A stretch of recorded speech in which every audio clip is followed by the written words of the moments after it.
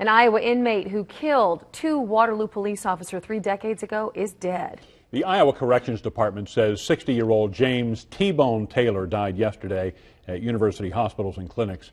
Officers Michael HOING and Wayne Rice were called out to a house party back in July of 1981, and in the middle of a fight, Taylor took Rice's weapon and shot the officers. CBS 2 News reporter Jason Hackett shows us Taylor's passing has been met with both a sense of relief and regret.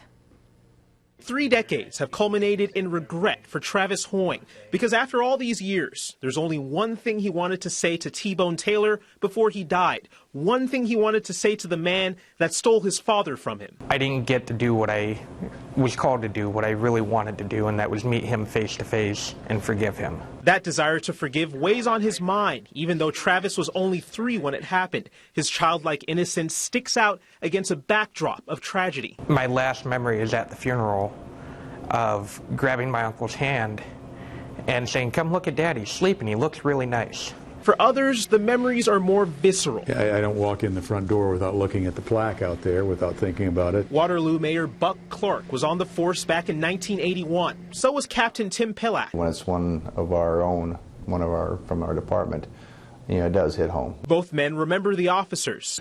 Wayne Rice was a kind of a large, jovial guy. And both remember the events. Pillack says the search for the cop killer was extensive and at times difficult. Middle of July, it was hot, and the corn was, quite high, so we had to use tractors, farm equipment. Taylor was eventually found in an abandoned house in LaPorte City and was sentenced to life in prison. HOING Rice Field here in Waterloo sits as a tribute to 2 men that lost their lives in the line of duty. It also serves as a reminder of an event that rocked not just several families, but an entire community. That happens in other places, in bigger cities. It doesn't happen in Waterloo, and to have 2 officers that were shot was really devastating. But Clark says it provided a rallying point, an opportunity for the community to support a police department that desperately needed it. Support from his family helped Travis move on, and even though he can forgive, he can't necessarily forget. Just because he died, it doesn't bring us closure.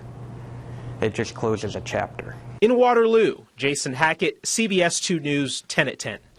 Waterloo police say in the 33 years since that tragedy, they have not lost a single officer in the field.